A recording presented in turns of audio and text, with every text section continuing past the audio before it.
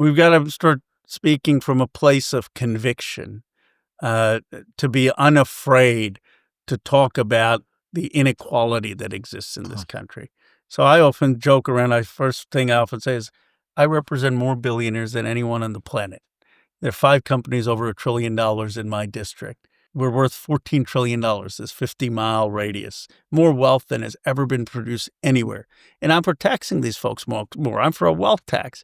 How is this a hard vote for 434 other members of Congress?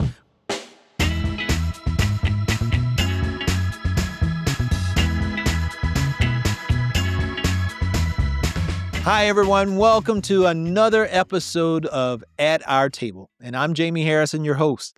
Today, I'm excited to have Congressman Ro Khanna of California with me. Congressman Khanna, he really knows how to speak with conviction. From Palestine to the Epstein files to the MAGA takeover in Congress, he pulls zero punches.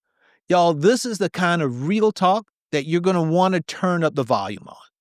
Congressman, welcome to At Our Table. Jamie, I am so honored to be here. And I'm amazed at the studio you've built under your leadership where we're having this conversation. Well, this is really, folks, I wish maybe what I'll do is I'll give you a behind-the-scenes look sometime of the studio at the DNC headquarters, which is also the headquarters where the DCCC has offices. But this is right here on Capitol Hill in Washington, D.C., and it's great to be here with Congressman Ro Khanna and to give him a sense of, he didn't even know it was here. And well, so you were ahead of your time, because this is where you're supposed to do podcasts. All the people say, do more social media, do more podcasts. You would set it up. You've set us up for success. Well, thank you, Congressman. I appreciate that.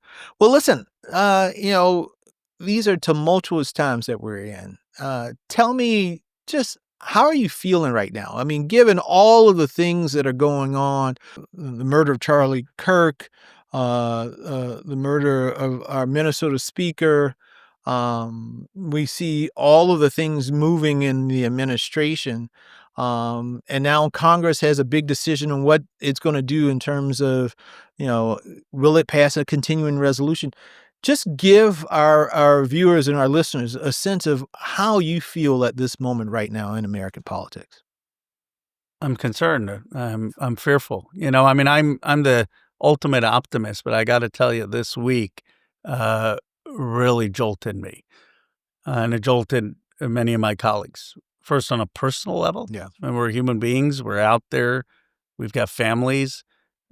People are concerned about their safety, and particularly those who are the most vulnerable. I don't put myself in that category, but there are people who really have had a lot of threats, and they're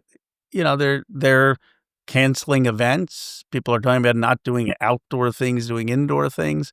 So it's not just the fear to people, it's also the distance to democracy of constituents. And then seeing the vice president. I mean, did you see his podcast? Yeah.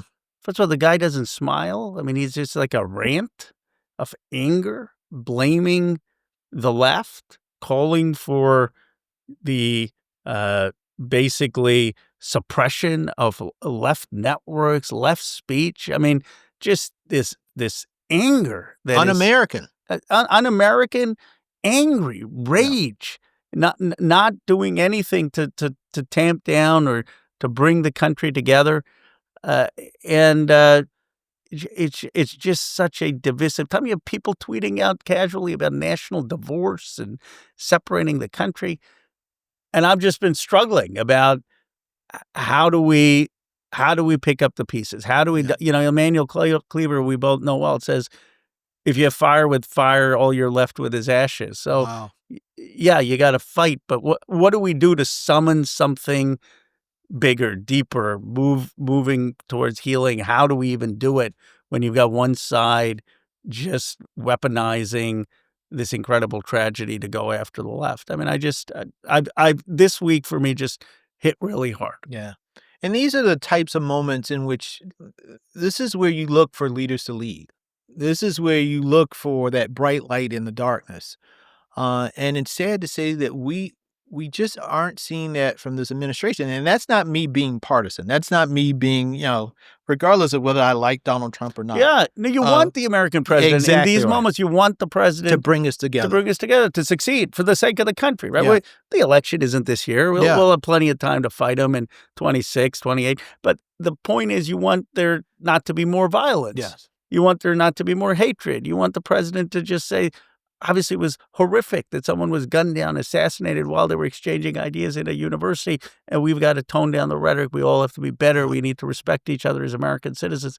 And instead, he uses the speech to basically call for vengeance against the left. We're debating pointlessly who has more violence, the left or the right. Like, who cares? Like, the point is, what are we going to do to have some kind of shared citizenship, some kind of shared purpose, some kind of healing? And there's so few voices in this administration, almost none, talking about it. And then they're going after speech. Yeah. I mean, they're going after, for all the criticisms of them saying we regulate hate speech, they're talking about anything that's critical of the Trump regime as hate speech that they're going to prosecute. And Miller is out there talking about destroying left-wing networks. And then you have, one of my friends, Jonathan Jackson, sent me this picture of this young black man hanging. And now I read the report, and they don't know if it was suicide or not, but you just have this fear of what's going on in this country. And then all the HBCUs that had to shelter in place. You read about Hampton, a number in Virginia. What did they have to do with Charlie Kirk? You know what? And I think it should be possible to hold two contradictory thoughts in your mind. One, that Charlie Kirk's murder and assassination was totally uncalled for, should be condemned unconditionally, no justification. There's no place for that. No place. And secondly, you could say that we're not going to hold up Charlie Kirk as a model of how you practice democracy. Mm-hmm. Because when you're saying things like Michelle Obama and Justice Jackson and others don't have the brain power to do the job, and when you're saying that Indians shouldn't be allowed to immigrate into the United States, and when you're using that kind of language, of course, you should be allowed to go to universities. Of course, there should be not political violence. But we shouldn't be sort of celebrating this as, well, this is the way to reach young men. Really? That's the way to reach young men? I think the way to reach young men is to figure out, how do we provide hope, aspiration, jobs, things like what President Obama did? Mm-hmm. How do we actually move them forward? Not how do we engage in that kind of hate? And I mean, we'll see what people think, but I don't see why you can't have both of those thoughts. Congressman, let's imagine you were president or vice president right now. What would you have done, or what would you do in order to try to bring the country together? One, I would have spoken about the violence that we are facing as a nation and how it has affected both people on the right, from Donald Trump's attempted assassination to Steve Scalise to Charlie Kirk, and has also affected people on the left, the Minnesota state legislator who was shot to death, Governor Shapiro, whose house faced arson, Nancy Pelosi's husband, Paul Pelosi, was hit by a hammer.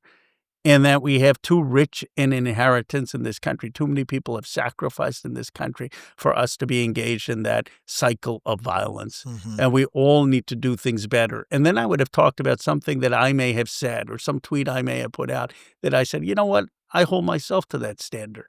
And I've got to do better here.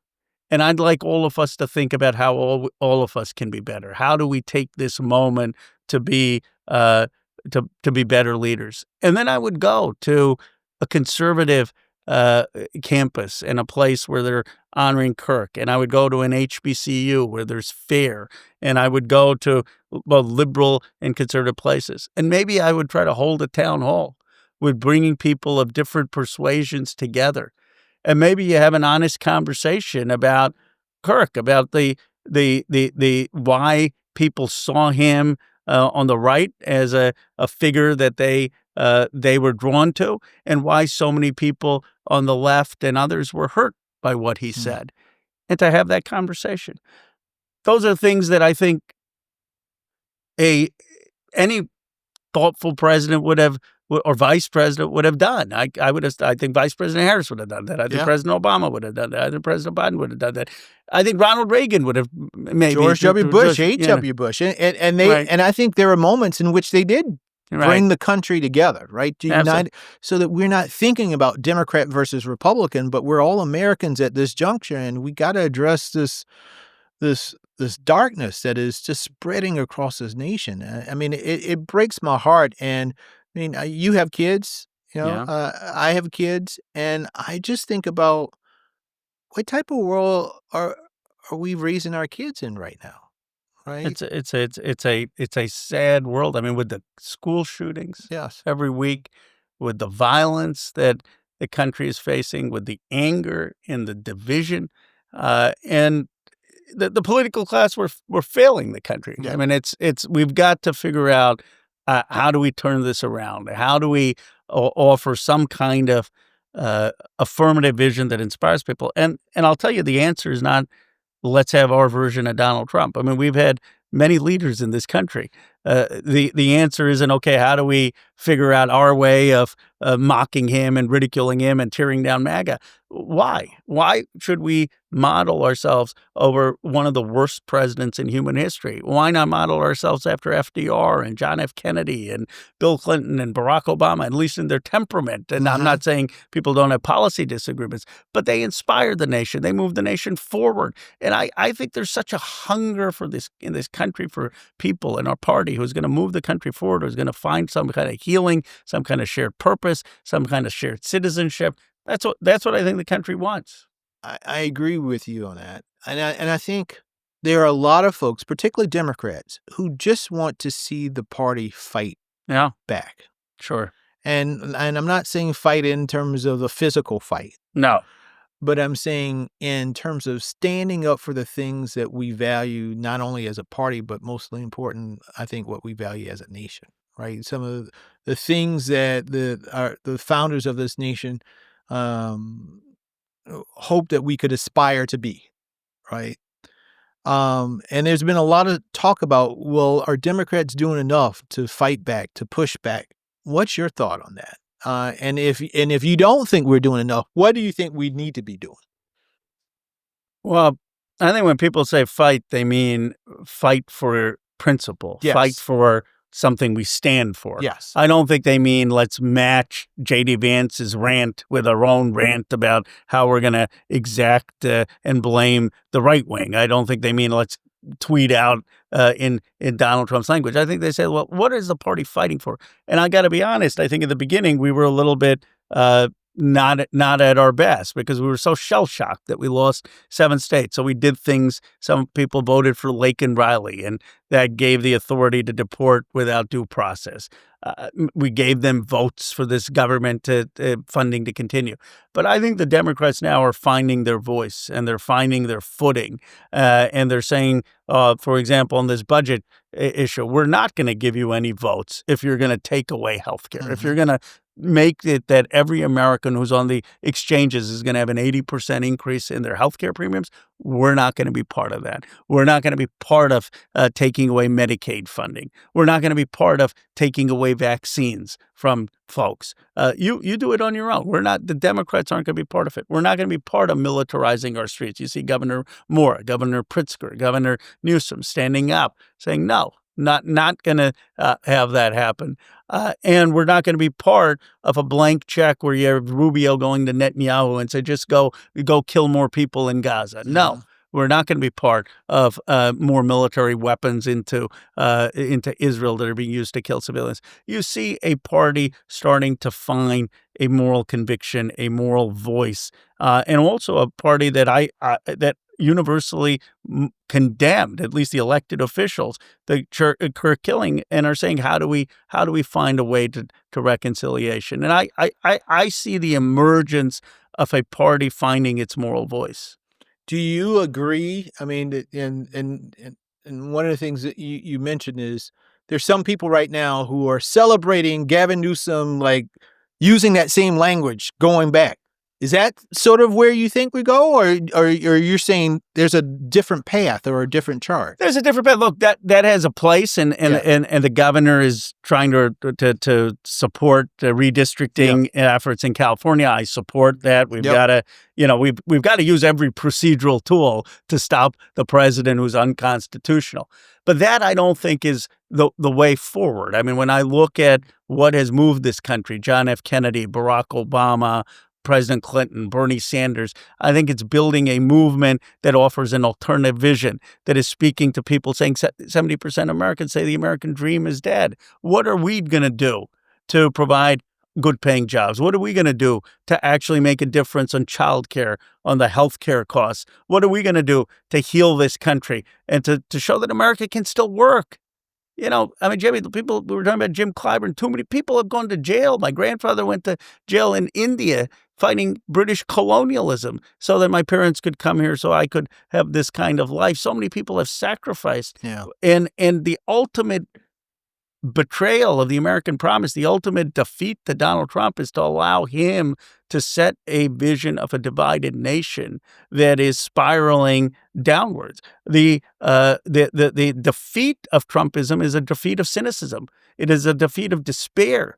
It's a defeat of the forces that say destroy it all because it hasn't been working, and it's to offer some affirmative vision that we can get behind. And it's a harder challenge, but it's the one that I hope the Democrats will take up. Speaking of failure right now of our system, I think about the body in which I love, but you are currently a member of, which is the House of Representatives. So you spent time there. Yes, I spent some time in the House. I'm still one of those folks that when that dome is lit up at night, I still get goosebumps. Oh, I do too. Walking through Statuary Hall and being in that space where all of the great debates, all of this, whether or not the nation will be a slave or free, like all of that in that very very special place to this nation. And I see Mike Johnson and the MAGA Republicans, and I see what they have done to that body. Yeah. How do you get stuff done in Congress? Is anything actually getting done in Congress right now under this MAGA leadership? No. I mean, other than tax breaks for billionaires and taking away Medicaid. But you're right. I mean, I think you and I probably have a deep appreciation for the Capitol because I don't know your whole life story, but neither of us were predestined to be there. Yes. There's some people, they're like, I don't begrudge them, but they're like the third in their family to serve, and their father was a congressman or grandfather was a state senator, and they always kind of had this plan. When I was 21 years old and I was interning, someone said, well, Ro, you're kind of really good at this policy stuff. One day you should go work for someone, because of course an Indian American of Hindu faith can never get elected in this country, right? Wow. That was pre-Obama. And then Obama changed everything. And so every day I go into that Capitol, I say, wow, this is a miracle that I'm here. This is a miracle of this nation that people are here. And the building is supposed to inspire you to be your best. That was why that's supposed to be majestic. And it's desecrated every day. But there's been such little common ground. The only place where I've had any luck on common ground is the release of these Epstein files, where, that Marjorie Taylor Greene came to our press conference, which is, was so moved. She gave me a hug at the press conference. I said, who would have thought? Who would have thought? As we say in the South, even a broken clock is right twice a day. If President Biden was still there, I would have sent him a picture. I'd said, Mr. President, next State of the Union, Marjorie Taylor Greene, because the president. One of the things I admired about President Biden is, and one of the words that stuck with me was actually at one of the House conferences, and someone said, Mr. President, what's your political advice? He said, well, I don't have much advice to give you guys, but there's one piece of advice I'll share because you asked. And he said, I always fought with conviction, but I never made it personal. I never attacked people personally. I tried to stay away from that. And, it stuck with me all these years. And so I thought about that when this moment where we've got Nancy Mace and Marjorie Taylor Greene and Thomas Massie and Lauren Boebert, and they've shown on this issue courage. And if it weren't for each of those signatures, we wouldn't get to 218, and maybe we get the Epstein files released and stand with survivors. Do you think you're going to get you're one short? One short. Do you think? One short. Do you have a whip? My job used to be floor director in the whip's office. Do you have a whip list of members that you are focusing on and targeting? We do. We got 4 or 5 Republicans, but we've got a good fortune of having a vacancy in Arizona that is Representative Grijalva's former seat, great member of Congress. Yeah. And that person is going to be sworn in on September 29th. And that will be the one. That will be the 218th signature. Wow. So you were in the House. You know how rare this is to get a discharge petition. And it may be the first time that I can remember that a Republican House is going to actually have a vote that's against Donald Trump. And I think it'll be more than 218 votes when I guarantee you that if this bill gets to the floor, I'm quite certain that you will get more than 218 votes for it. And that'll be a big, big statement. I mean, it'll be a big statement huge. For survivors. It'll be a big statement for protecting children, but it'll be a big statement of Donald Trump. But finally, the fever broke, and MAGA folks standing up and voting against him. So I've spent a lot of energy this month on that. Well, and Republicans are saying the Democrats are doing this because they're trying to find something on Donald Trump. Is that your motivation? What was your motivation? Look, my motivation on this, when I did this with Thomas Massie, I actually thought this would be kind of a bipartisan thing because Trump ran on it. Vance ran on it. And it's remarkable to me that he's trying to squelch this so much. Does anyone really think Marjorie Taylor Greene wants to get Donald Trump, or Lauren Boebert wants to get Donald Trump, or Nancy Mace wants to get Donald Trump? It's absurd.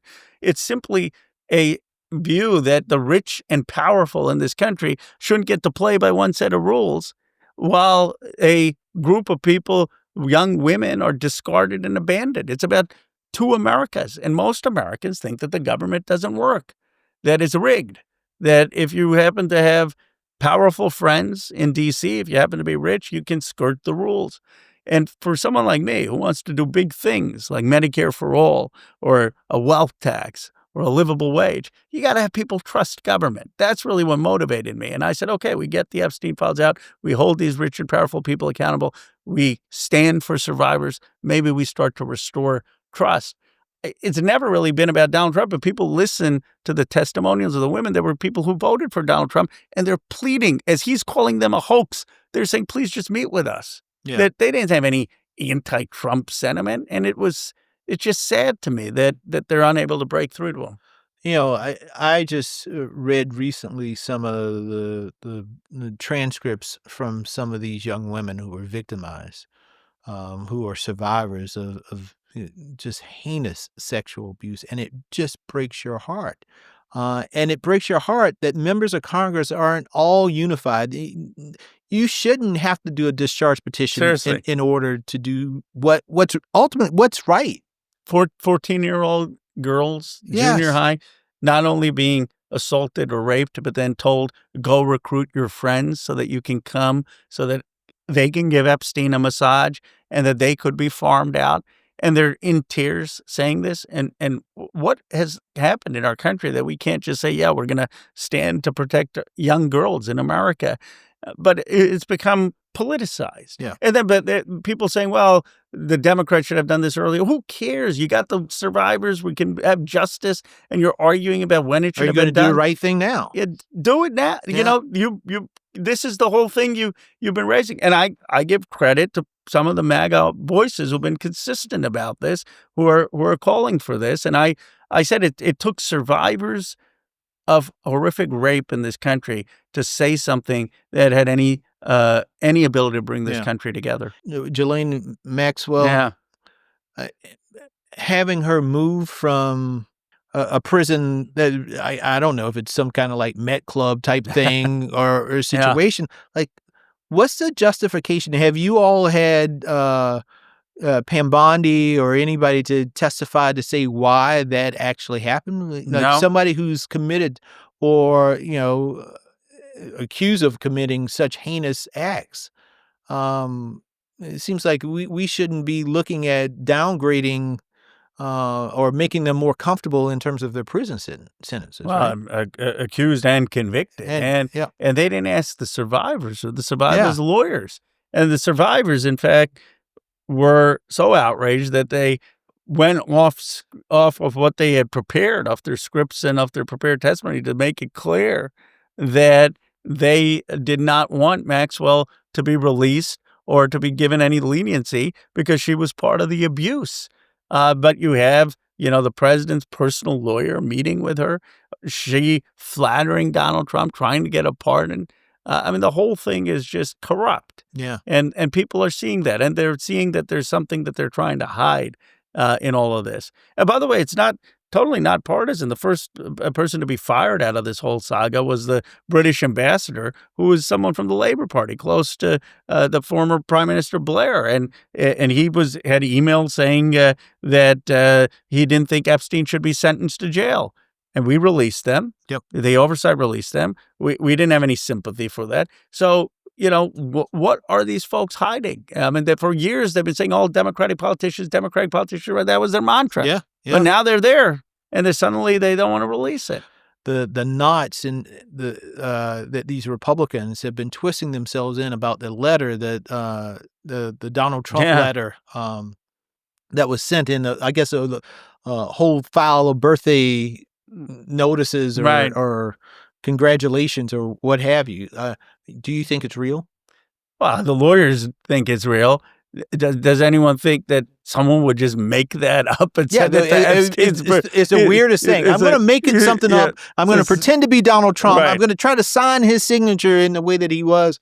And I mean, but to me, it just says, okay, if you can't believe the White House on this, we can't believe on anything. Just release the files. just Right? release the files. That's how you settle all of this. Just They're on release- Pam Bondi's desk, right? Yeah, exactly. And people say, well, how do we know we're going to get the real thing? Because the victims' lawyers have seen it. So if we don't get the real thing, they're going to speak up. But just release it. And I actually don't even think it's necessarily stuff about Trump that's preventing this. That's what makes me even more concerned. Who is he trying to protect? Because, the people with the whole birthday book and that letter, I mean, we had Access Hollywood. It's not, this is baked in. Yeah. People don't think Donald Trump is a saint. They voted for him anyway. The reason this is so devastating is because he said, look, I'm not the Pope or some person of virtue, but I'm going to go and expose everyone else. And I'm going to tear this down and get these rich and corrupt folks. I'm one of them in terms of being rich and powerful, and I'm going to turn on them. And he hasn't done that. He's protecting folks. And so that's what's driving people mad in his own base. Like, you said you were going to do this. Vance is on Theo Vaughn and all these podcasts. We're going to do this. Where is his voice now? Yeah. Ro, you have, in addition to this issue, I mean, you are really at the center of some of the biggest policy discussions right now in the country. You are the main author of a letter calling for the recognition of Palestine as a state. What motivated you to draft this letter? Why are you taking the lead on this particular issue? Well, I have a deep commitment to human rights because of my upbringing, because my grandfather was with Gandhi for years in fighting for India's independence. Twice went to jail. And I sometimes say, well, all the problems start with the British. The British are the ones who messed up the Middle East. I mean, they were the Balfour Declaration and the British Mandate. But when I was young, I wanted to work at the United Nations. That's what I never thought necessarily I'd go into politics, but I wanted to be part of an international human rights lawyer. My first campaign, which was a protest campaign in politics, was against the Iraq War. I got 19%, but it was the first anti-Iraq War primary in the country. So this is standing up for human rights is in my blood. I interned at the Carter Center and was really honored when President Carter supported me when I ran for Congress in 2016. And so I looked at what was going on and horrified. And what horrifies me the most, other than the deaths of civilians, and they're just today when we're talking, they're going into Gaza, killing more. What horrified me even more is the attempt to totally erase Palestinian identity. They're trying to push out the Palestinians from Gaza. They're trying to annex more land in the West Bank.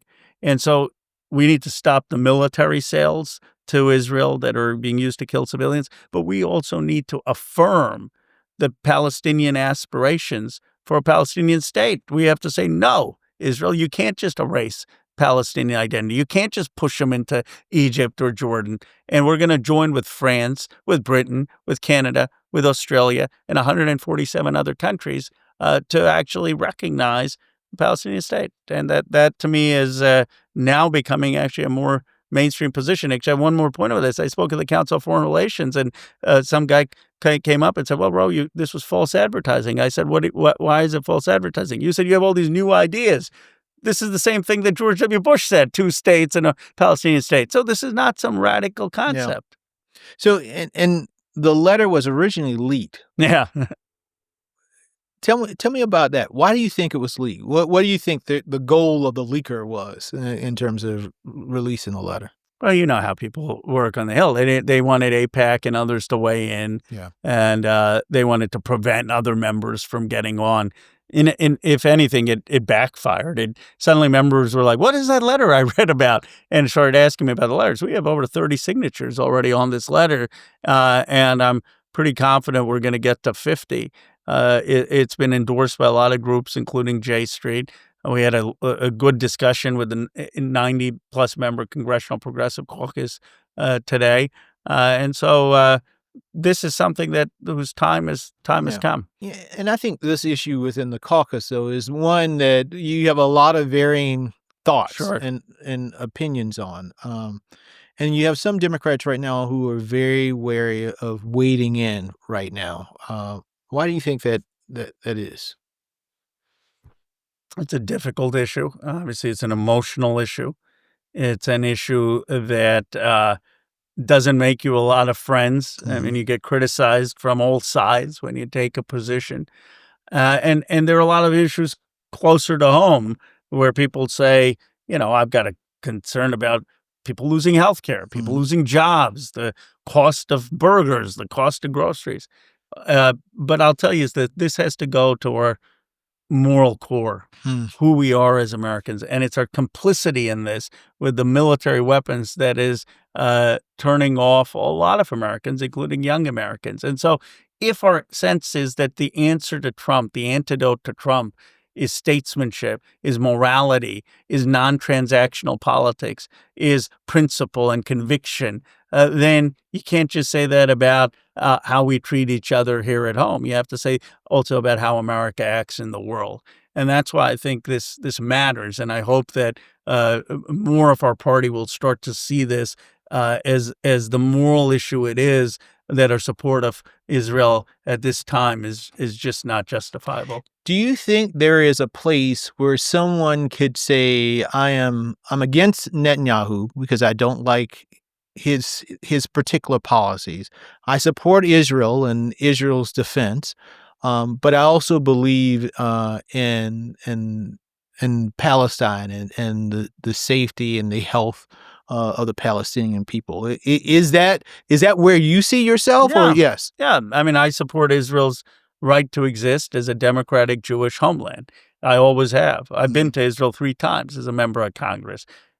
Our iPhones have technology from Israel. I mean, Silicon Valley is deeply integrated with Israel. But I don't think we should be giving them military weapons to kill civilians. That does not mean that we shouldn't be giving them Iron Dome or things that they need to prevent an attack from Iran. That means that we shouldn't be giving them more bombs to go kill people in Gaza City. And that's what the Sanders Amendment was, which the majority of Democratic senators supported. That's what Delia Ramirez's bill is, that now 60, 70 Democrats in the House are supporting. And so that's not a position that is punitive on Israel. That's a position that says that Israel itself looked at itself as being a moral nation, and they're not living up to being a moral nation right now, and that we need for them to stop this killing, to release the hostages so that there can be the release of the hostages. Hamas released those hostages, and that we actually have peace. And that peace is going to come with the help of the Arab League. I want to go back and talk a little bit more about the House of Representatives. We sort of mentioned earlier that one of the big things that's coming down the pike is this continuing resolution, how to fund our government. And, the House is led by Speaker Mike Johnson. And during my time, I've seen some good speakers, the greatest of all time, Nancy Pelosi, and I've seen some not so good speakers. I think of Dennis Hastert as one when you think about that's just places a stain on the body. Where do you define Mike Johnson?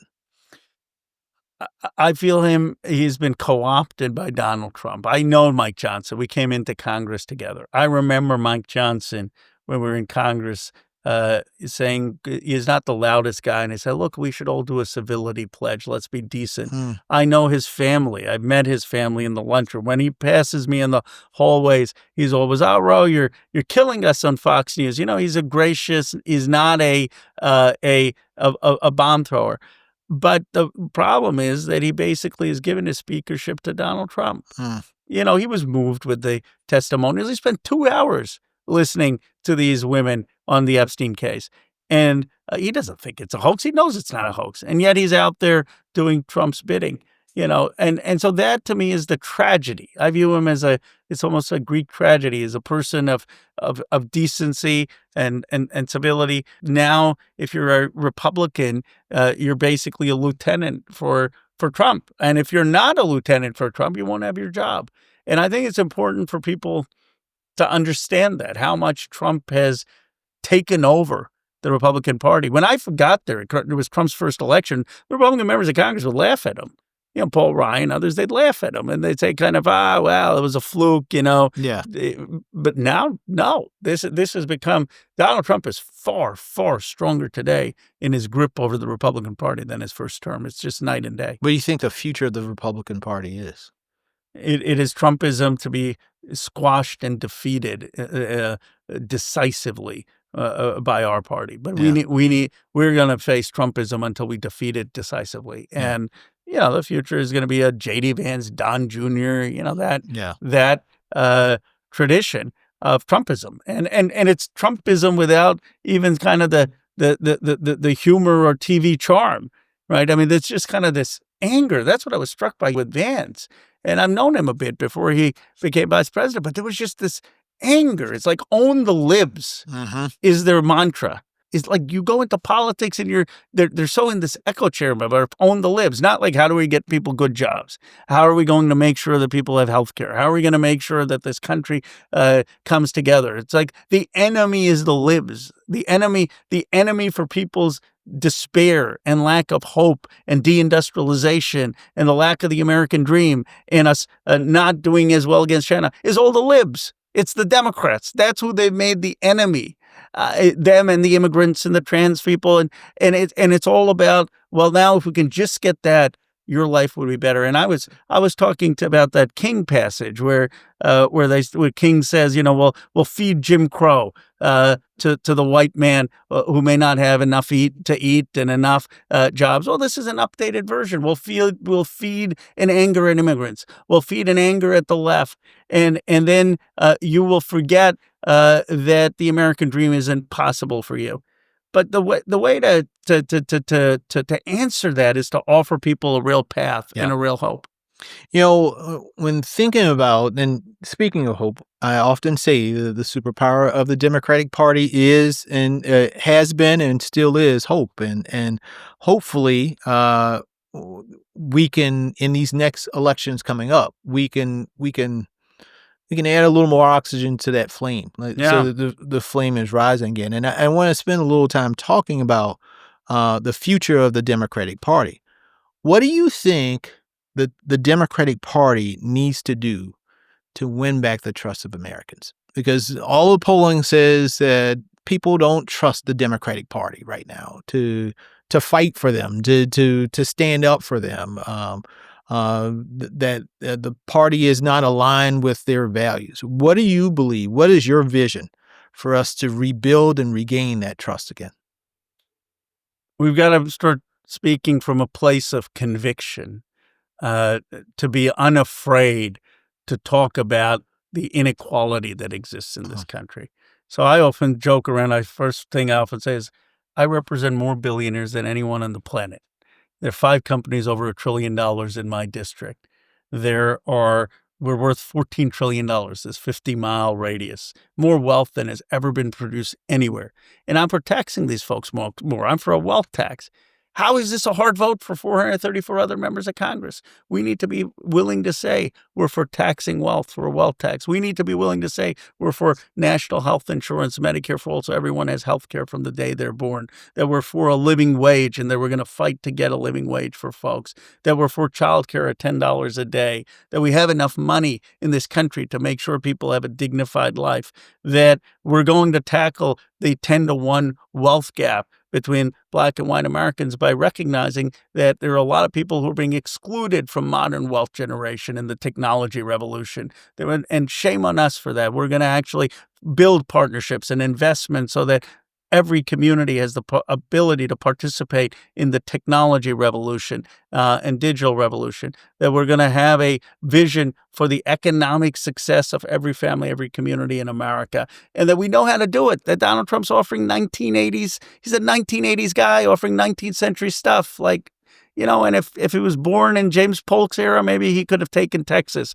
But, does anyone really think we're going to conquer Canada and Greenland and that's going to build wealth? Take it from the guy whose district is producing more wealth than anywhere. That's not how you build modern wealth. Our party knows how you build modern wealth and economic security, and we're going to do that in every community, and we're going to be unafraid to have some unorthodox ideas. So I agree with a lot of that.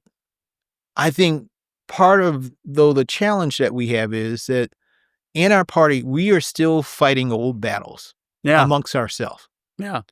And I think the biggest battle, most recent battle, that we are still fighting, I mean, to this very day, I can get on the web and see it, is the battle coming out of the 2016 presidential election. Still, huh? You think that's still raw? It is still, in many people's minds, a fervent battle. People are saying to this day, the DNC stole the election, Bernie versus Hillary. It is still a huge battle. So, Ro, how do we say that is history and now we are looking to the future? The Republicans they're good at certain things. And one of the things they are very good at is playing on the divisions that we have on our side. They will play us. They will play us against each other all the time. They will fan the flames. Their billionaires will pump dark money into making sure that the divisions stay there. Right. And maybe the battles that I see online are the bots that they paid for, right? To go back and forth to trigger you, to trigger other folks, or foreign bots, or foreign bots. Yeah. I think foreign entities are helping to fan the flames as well. So how do we bridge that divide? Is it just changing names? So, for instance, instead of you saying Medicare for all, because Medicare for all triggers certain people, right? It goes back to that 2016 divide. Or am I with Hillary's healthcare or am I with Bernie's healthcare, right? Maybe it is figuring something out that has great things about it, but you call it something different, right? Yeah. Just so that we can, again, in the divisions that are there. Tell me, how do you, because you are a leader in our party, what's your recipe for how we bring unity? We can't even bring unity to America until we bring unity within the Democratic Party. I appreciate your point. I make that point all the time. Yeah. I said, this country wants the next party in power to help unify America. But how are they going to think we can unify America when we can't even unify the party? Yes. Anyone to prove that you can heal the divide between the blue and the red in America is going to first have to prove that they could heal the divide within the blue in America. Yeah. And I think that the worst way to look at future leadership in this party, whether it's 26 or 28, is to have some narrow conception about lanes. Yes. This is my lane. Yes. I guarantee you're not going to be the leader of a party if you take that approach. Then I'm going to be a lane candidate, because this party is too incredible, too diverse, too big, too broad. It has progressive as in the Northeast, and it has people of more moderate temperament in some of the Black South, and it's got progressives in the Black South, and it's got Latinos and Asian Americans and white working class, and it's an incredibly broad party. And the people who have win the nomination or people who lead as speaker or as majority leader speak to that broad base. So I come from a background of I worked for President Obama, a junior guy, but I worked for him as his deputy assistant secretary in his Commerce Department. I worked on his very first campaign as a student at University of Chicago, and he was running for the state Senate. And I was proud to co-chair Bernie Sanders' campaign. And I have respect and admiration for President Clinton. I was an intern in 1995 there, and have a lot of respect for Secretary Clinton and what she did. And I guess what I would say is that we need a contestation of ideas. So it's fine if someone says, Ro, I don't agree with you on the wealth tax, or I don't agree with Medicare for all, even though I believe that you can have private insurance as supplemental and call it national health insurance, or call it whatever. But, I don't agree with you there. And I don't agree with your child care $10 a day, or I don't agree with you that the Pentagon budget is too big. But, we all agree that we got to raise the wage, and we all agree that we got to raise taxes on the very, very wealthy in some way. And we all agree that the science funding needs to be restored. And let's have that fight and that argument, and then rally around whoever our leader is. In the House, it's clear it's going to be Hakeem Jeffries as Speaker of the House. I don't understand these people. Look, I've endorsed Mamdani, but I don't understand these people taking gratuitous shots at Hakeem for their own profile. Like, the guy's going to be the Speaker. And by the way, if you have any understanding of the Democratic Party, I'll just be some real talk here. Pissing off the CBC ain't the way to go.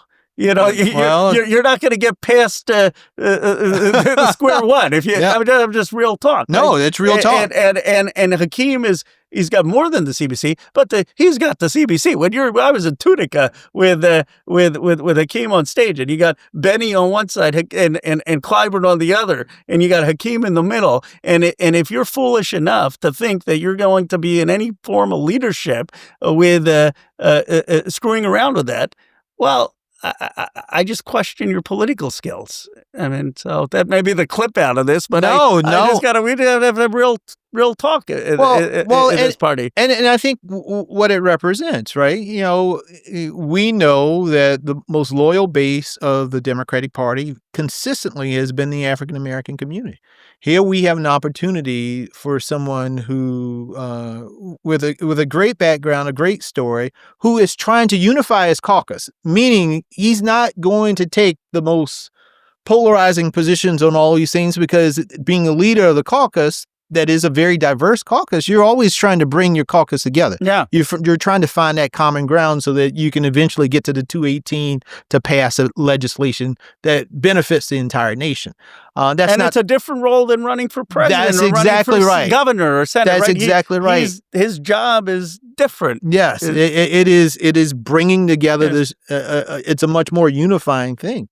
I really do think that we have to figure out, and I would say for folks who are thinking about 2028, is how do we unify this caucus? I see the divisions right now with Mamdani running in New York, and there are a lot of folks who are they're pissed off. They don't like the Democratic Socialists of America because they've gone after them on certain things, and not even specific about him, but because his affiliation with this group, is an automatic response, an automatic filter that I'm not even going to listen to what he has to say, because I'm automatically, if he's affiliated with this pocket or this group, then I don't have to deal anything with him. Now, they got to read a little bit more history, right? I mean, I think Mamdani is a very talented guy who's going to add a lot more to our party than subtract. And so I don't make this in any comparison with Mamdani. But FDR, he had this guy, Representative Rankin, who basically did the Tennessee Valley Authority. And Rankin was a raging anti-Semite, and he was a raging segregationist.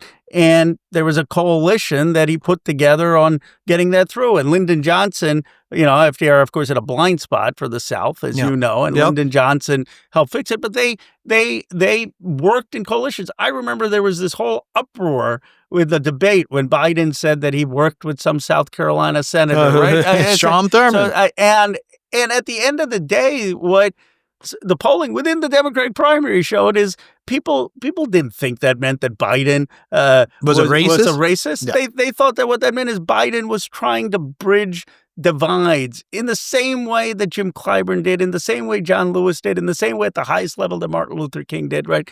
And so I think that the question for our party has got to be, we've got to work broadly. You judge people based on where they stand. You know that we're imperfect, but we've got to figure out how do we start to bridge these divides without compromising our values. Yeah. And debate the ideas.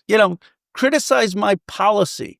Criticize me for saying, "Hey, Ro, how does your math work? How does Medicare for all really work?" Criticize that, but don't put me in some camp. Oh, he was Bernie's co-chair, so he must automatically not be on our side. Well, yeah. What about the part where I start with President Clinton, or I work for Barack Obama? Right? People are more complex than that. Yes, and it's part of the reason why I'm doing this podcast, because many times we see in the media, and we see with our limited interactions on social media, whatever, that folks become caricatures. Yeah. Right? You have to fit neatly in one box, right? And based on you fitting in that one box, I'm going to judge you based on the color of the box that you are in, right?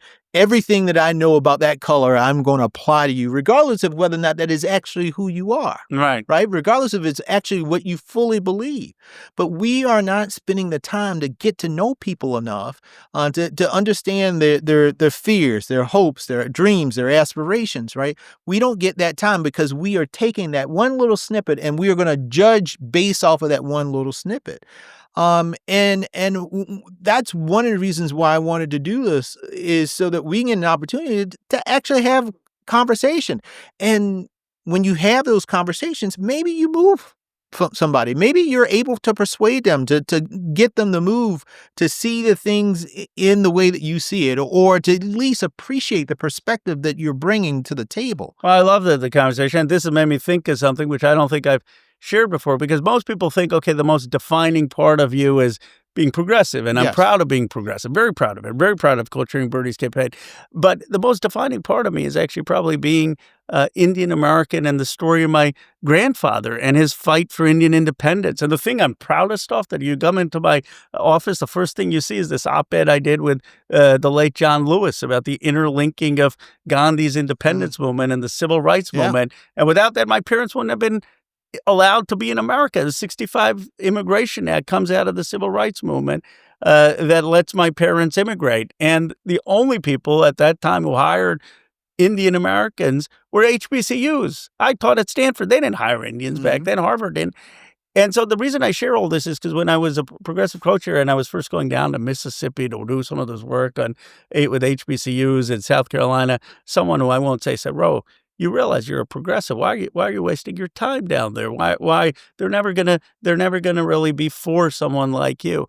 And I have found the warmest reception actually down south, because my story resonates and emotional. They don't look at Ro Khanna, Medicare for all. They think, okay, Ro Khanna, his grandfather fought in the same freedom struggle that our parents and grandparents fought in, and he gets it, and he has gratitude for his life story, for the sacrifices we made. And so this is where I'm saying we got to be outside our boxes. Yeah. See, this is the one thing that I think the DC political consultant pundit class don't get about folks and voters.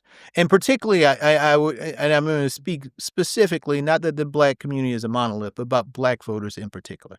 It is that many of these voters are not on the ideology scale, right? From progressive and liberal and conservative and people make up all these goddamn names, neoliberal and stuff that I got to look up in the damn. Folks, if you went to my grandma and said, "Oh yeah, well, Miss Harrison, I think Miss Jimmy Lou, I think you are," she like, what? Did you drink a little bit of? You must have got some of that moonshine that somebody got back there. Like they think you got three heads because normal people don't talk that way. Normal people don't think that way. Yeah. And the voters, particularly black voters, I would say in South Carolina, they are not.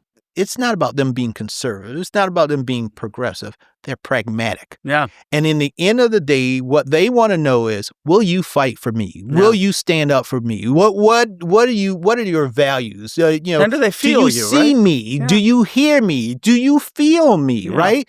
That is the thing that they judge these candidates by. And so I tell everybody, come through, but you better be your authentic self because they can smell bullshit. They can smell bullshit. We know what pig shit smells like. We know what bullshit smells like too. And that is the thing that I tell folks when you're coming down to South Carolina, understand that. And that's different than in some of these other places. Well, right? and this is, I think, another thing that I think is insulting to black voters down south, which is if you go to a state like New Hampshire, which is a great state, or Iowa, they'll say, well, these voters are thoughtful and fair, and no one else would say, okay, you're Indian, so they won't give you a chance as much. But when people talk about the black South, they're like, well, aren't they just going to vote for a black candidate? Aren't they just going to vote for a Southern candidate? Give me a break. Give me a break, right? Like, you don't think that black voters are capable of being thoughtful, deliberative, and actually seeing people. And so I think that these are the stereotypes that people have and need to break down. Well, but I'll tell you this, that any coalition, not just to win, but for the healing of this country, for moving this country forward, has got to take the Black South not just seriously, but to understand the moral conscience that it's provided. For anybody who has any sense about politics, has to understand this, is that the future of the Democratic Party is in the South. Yeah. When you look at where the census is going, the reverse migration is now taking place. Where that's a great point. Black folks, and Clyburn will give this history lesson all the time. Black folks whose forefathers and foremothers went to Michigan and went to Illinois, went to New York and Pennsylvania. Many of the progeny of those folks are now coming back down south. Is that the case? I didn't know that. They're coming back to North Carolina. They're going back to Georgia. They're going to Mississippi and Alabama, right? Yeah. And so it's starting to modify and change the politics in those states as well. And Georgia is at the tipping spear of that, right? North Carolina, we see it as well. And so folks... You think Georgia or North Carolina is an easier state for us long term? I think Georgia right now. Yeah.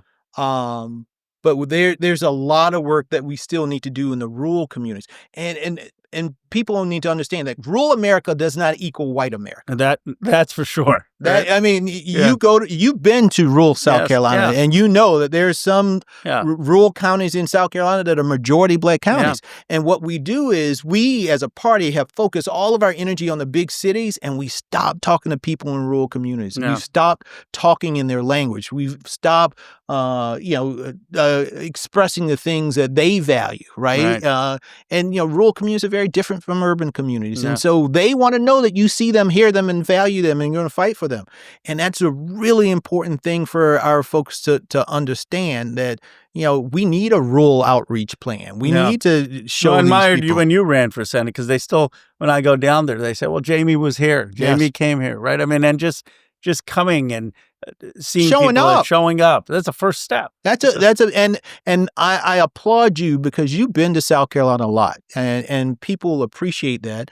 You've been there. I was just with the Claflin University president, which is one of the HBCUs we have in South Carolina. In my hometown of Orangeburg, there are two HBCUs in Orangeburg, Claflin and South Carolina State.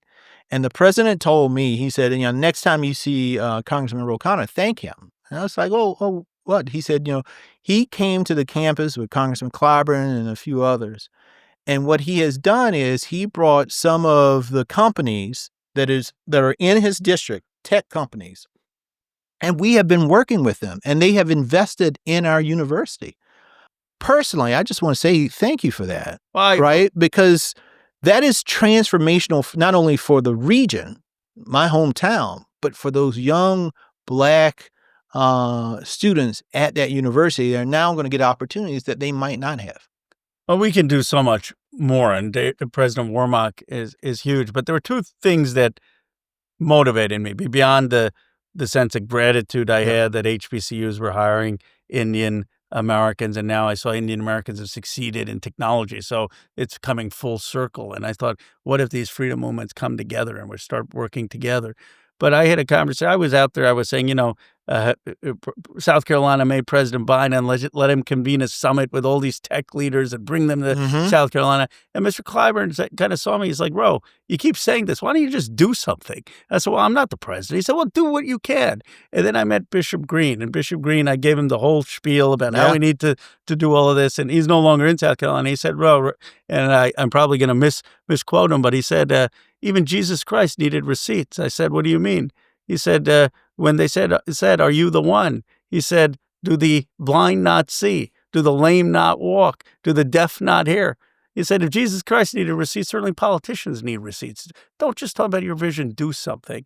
And so we partnered with Jennifer Clyburn with not just HBCUs in South Carolina, 34 HBCUs, and we've set up several programs. Claflin's been the beneficiary of a few of them. Jackson State in Mississippi has things like a program with Google and OpenAI where kids get a $5,000 stipend, 10 hours a week course, $65,000 job at the end of 9 months. They're in the works of getting a partnership with NVIDIA. We did a partnership with Zoom. But I believe if we just got our technology leaders to figure out how to actually bring digital modern wealth generation to the Black South and take away advantage of the talent, the hard work, the drive, the ambition that would unleash prosperity for the country, and it would start to transform the economies of these places.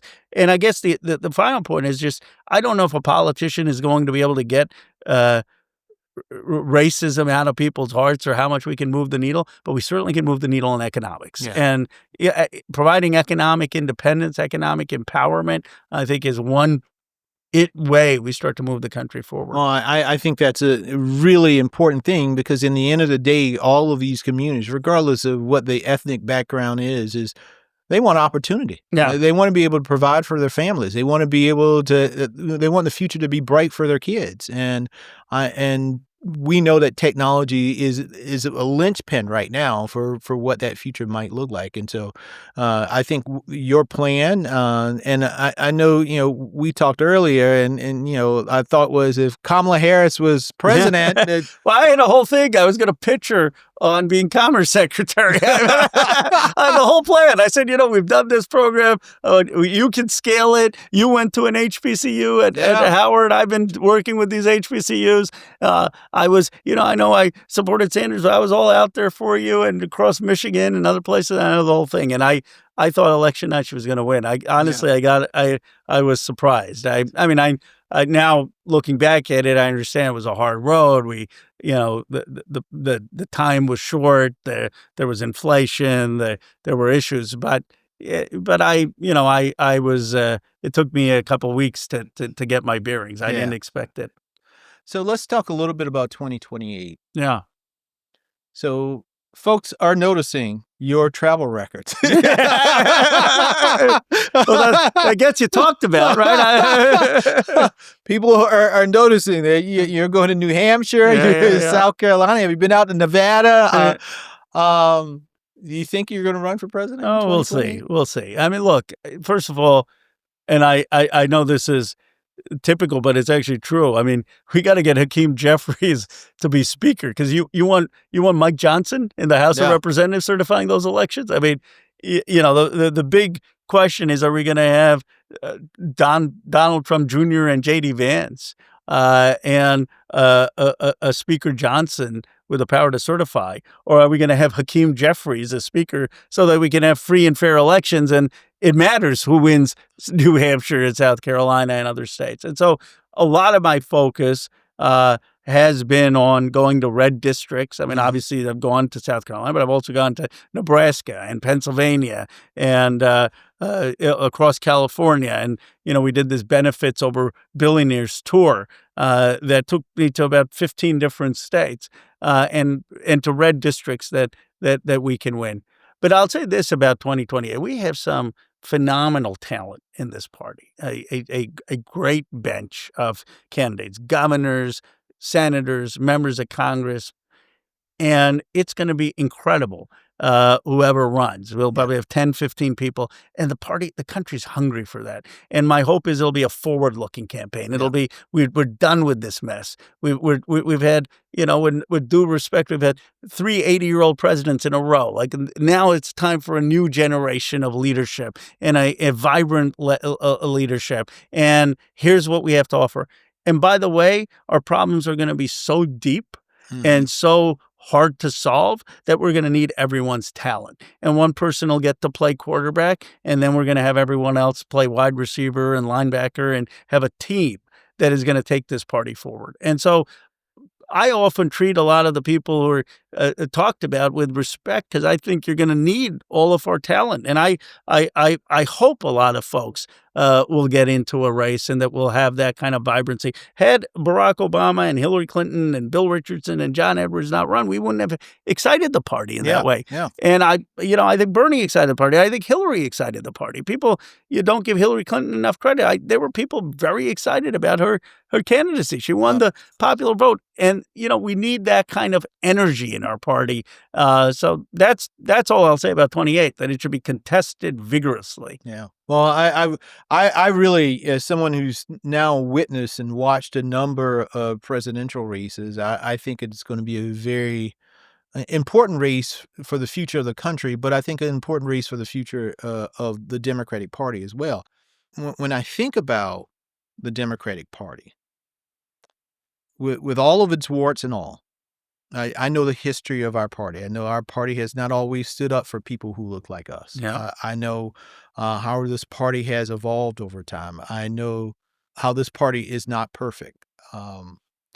But, whomever is our party's nominee not only will be the next president, but they'll be the next head of the party. And one of the things that I see as of late, that I see right now in the body politic, I was just on Charlemagne's show just recently, and you survived that? Oh, good. I need some holy water. But you know what? I'm going to have Charlemagne sit his ass right in the seat. Charlemagne, I'm putting your ass in the hot seat next. But one of the things, as someone who's been a state party chair and again, you bleed for this party. You bled for this party.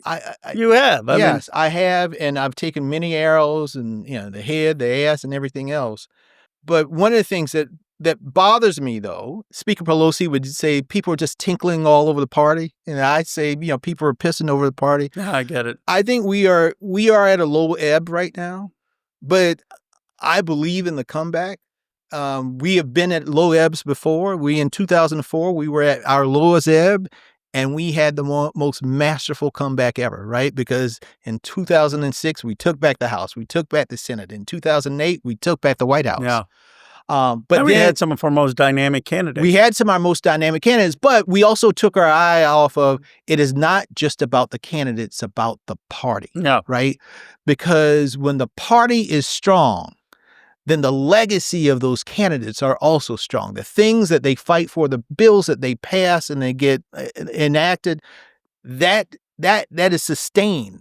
First of all, and I say this not with false humility, I've seen the entire Democratic field. It's a great field. There's no Barack Obama. So there's no one. Barack Obama was a singular talent in the way that Dr. King was a talent, in the way Frederick Douglass. I mean, he had a gift, an oratorical gift, elegance, and there are very few people who can just transcend the party in that way. I think we have a lot of talent, but I think any of the talent are going to need a strong, robust party to be able to both win and achieve their goals. My bottom line message on this is if you are thinking about 2028, and I will say this to every single one, and I'm not going to pull any punches on this, is the party is at its lowest ebb. You got some people who have given their heart and soul to this party, and they believe in this party, and they even despite the party not always believing in them or fighting for them, they still fight for the party.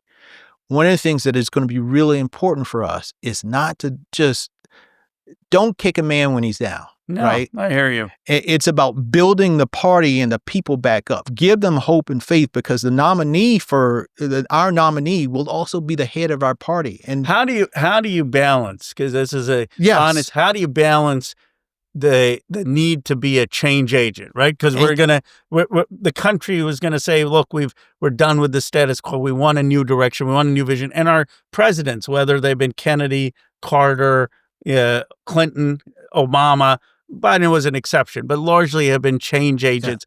Yeah. And so we're going to need, whether it's a Westmore or a Bashir, or what, we're going to want someone fresh, new, a change agent, and yet saying, look, we've had a great history as a party. I want to build it. It's you agree. I totally agree with that. And I often say what I think the party needs now is a hopeful evolution. I like that. Right. And I like your confidence too, because the reality is no one wants to elect a party or leaders who are saying, oh, the sky's falling down. No. Woe is me. The country is done. Democracy is done. You said, no, we're going to win. Whoever our nominee is going to win. And I actually, after seeing J.D. Vance, if you don't believe that, just see J.D. Vance and the angry rant.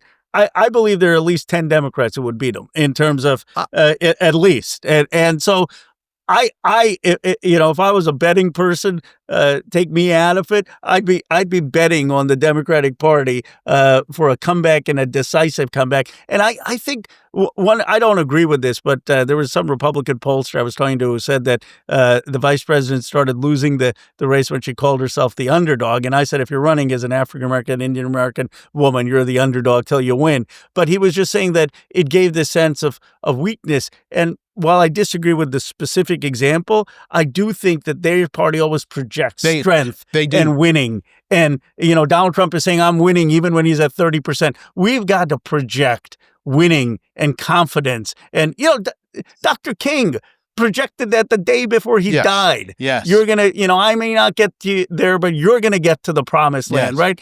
And the country wants that kind of, they want not just fight, they want a sense of confidence. Because if you are not confident in yourself, why should I be confident in you? Why should I give you the most precious thing that I have as an American citizen, my vote, when you don't even think that we can win, right? Yeah. When you don't even think that you have what it takes. And that is the thing that I think we have to change that mindset in our party, that we are in this to win because we have to win, because it's for the American people. They deserve for us to win because they need somebody who's going to fight for them. Yeah. And so I really hope that we can really change that mindset. I feel like I'm in church here, Jim. Oh, no. I just, no. It's just something that I think often about, because, again, I would not be here but for good people in this Democratic Party. Same here.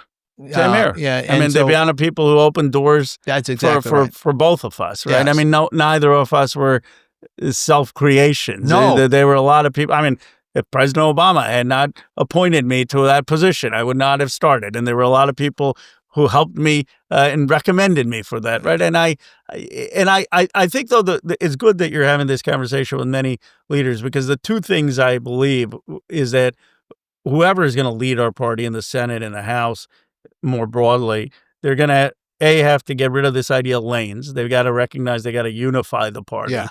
And B, they've got to balance being a change forward agent with a pride and an exciting the base of the party. And one of the clips actually that went viral of mine, and I'm not one of these people like Jasmine Crockett who gets a viral clip every day or something, and I love what she does, was when I said we're the party that delivered Social Security, and we're the party that delivered Medicare and Medicaid and the Voting Rights Act and the Civil Rights Act and the Affordable Care Act and the Earned Income Tax Credit. And it just was like, and I didn't even think much of it, but it went viral because so few people just do that litany. And I'm a student of history. One of the great passages from Mario Cuomo's 1984 speech when he goes, FDR did that, and Truman did that, and Carter did that, right? And now we have other presidents we should be celebrating. There should be a pride. Because we take for granted that everybody knows it. That's probably it. And people really don't. No. They really don't. And you have to think about it. There's new young people who are becoming voters every day, and they don't know the history of what we have done. And you have to constantly remind people of those things, the things that you take for granted, the fact that you can take off a work week, the fact that you have family leave, the fact that you have the health insurance for this, that, and that, the fact that you can stay on your parents' insurance. Like, that happened because of Democrats. That happens because we got that done. Yeah. And we should take some pride in that, and not to rest on our laurels, but to understand now what's the next step. We've done that. We've checked that box. What are we going to do next? You got a new bill coming up. Yeah. Which is near and dear to my mother-in-law Cheryl's life, because she drinks her multiple cups of coffee every morning. So Cheryl, we're talking about, but on coffee tariffs. I'll tell you whose idea this was. This was our mutual friend, Ron Klain. Yes. And Klain says, Ro, I see you on TV, and you're talking about tariffs, and you sound like the economics lecturer you were at Stanford, and, no one's paying attention. They get lost. I got a simple idea for you. You want to break through. Just make it about repealing the coffee tariff. Because coffee is expensive as hell. Starbucks the other day, I was like, geez, 25% more, right? Yes. And a lot of folks, they have coffee shops, right? They're going out of business if these tariffs aren't there. And we don't grow coffee here. We grow 1% in Puerto Rico and Hawaii, and a lot of that's exported. It's not for the domestic market. We get all our coffee from Brazil, Vietnam, Indonesia. They put a 50% tariff on it, and it's driving the price of coffee up 25%. We fought a revolution in this country over tea, right? Tax on tea, up for a revolution over coffee. It's only, and then you start talking about that, and then you can talk about, well, the price of hamburgers have gone up. Yeah. And the price of apples have gone up, and the price of bananas have gone up. Oh, yeah. Was Vice President Harris right about this tariff being a tax on ordinary Americans? Did she have a decent point there? I mean, not to say I told you so. Just repeal the tariffs, right? Yeah. Repeal the tariffs. It's a working class tax, and I think the coffee tax is a broader look at failed economics. This is not how you build the economy. This is not how you put more money in the pockets of folks. And here's the opportunity Democrats have. There are a lot of people, and I'm sure you heard this, who said, well, we know that Trump's not that great for this democracy stuff and women's rights and LGBT rights and voting rights, and he's going to do kind of say bad things, but he's going to make our wallets fatter. He's going to put more money in our pockets, right? That was we know some of those voters. I mean, and guess what?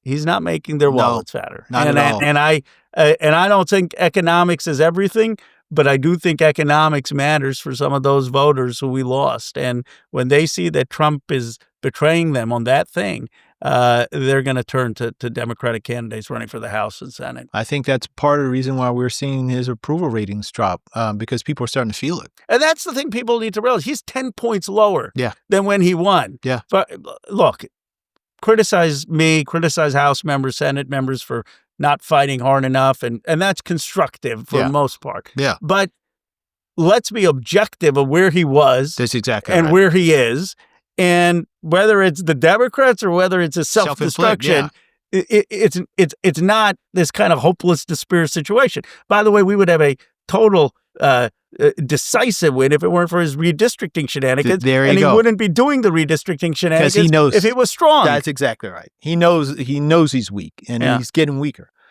Well, one of the things that we do every week on this podcast is we give out a very special award. I don't know if your staff told you this. It's called the Sit Your Ass Down Award. Sometimes there are people in politics that just need to take a breather, right? Yeah. They need to go to the corner and just think about, as your former kindergarten teacher, think about what you did, right? Yeah. Ro Khanna. Yeah. Who is the recipient of this week's Sit Your Ass Down Award? I'm going to say this without anger. And Without no anger, no malice.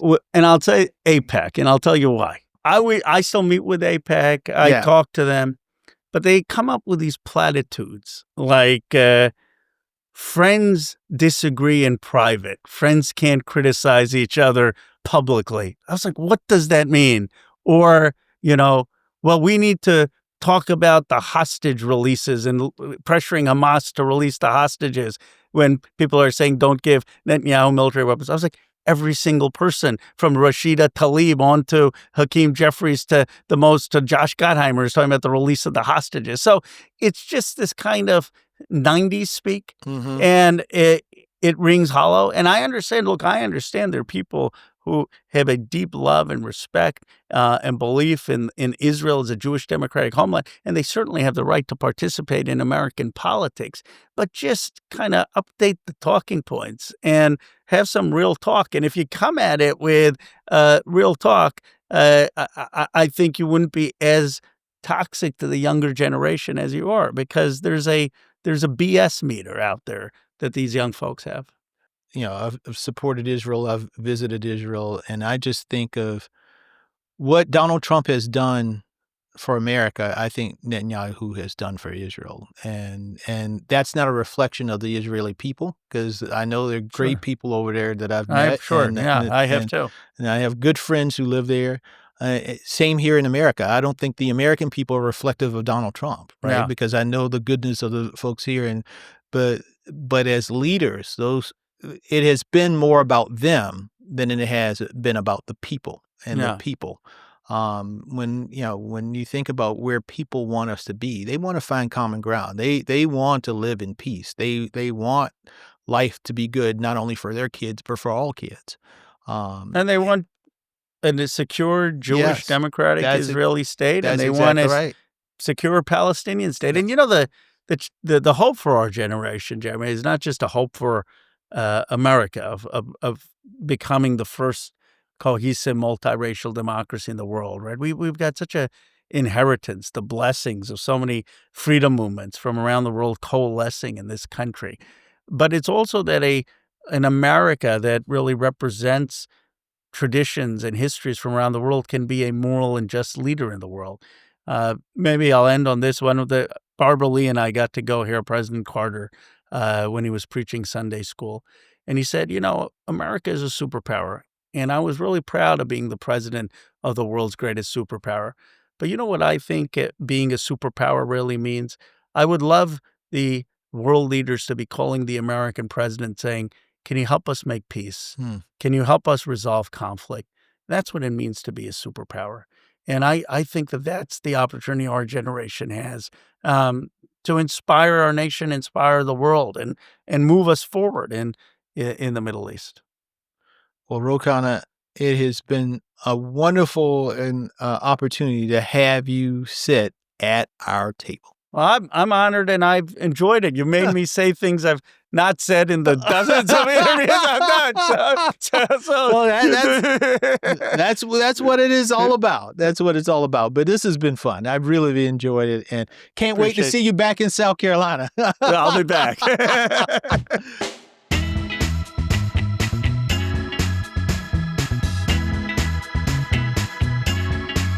If you enjoyed today's show, please be sure to like, subscribe, and share. Follow us on Apple Podcasts, YouTube, Spotify, or anywhere you find your podcasts. To be the first to know who will be at our table next, find us at ourtablepodcast.com. At Our Table with Jamie Harrison is a production of Vision Blue Media. Our founding executive producers are Jason Hayter and Jamie Harrison. Our producers are Kyle Kelly and Emily Harrell. Our content consultants are Ernie Grigg and Clay Middleton. Our digital communications are led by Celie Riccio. Neil Rossini of FWRV LLP provides production legal. Title sequence by Tom Hunt. Our theme song, Blonde Gone, is written by Dewey and published by Alibi Music Library. We recorded this episode at the DNC studios in Washington, D.C. Thanks to Curtis Bradley Brown, Johnny Wood, and the DNC studios team. Very special thanks to Congressman Ro Khanna and his team. I'm Jamie Harrison, and I look forward to another conversation at our table.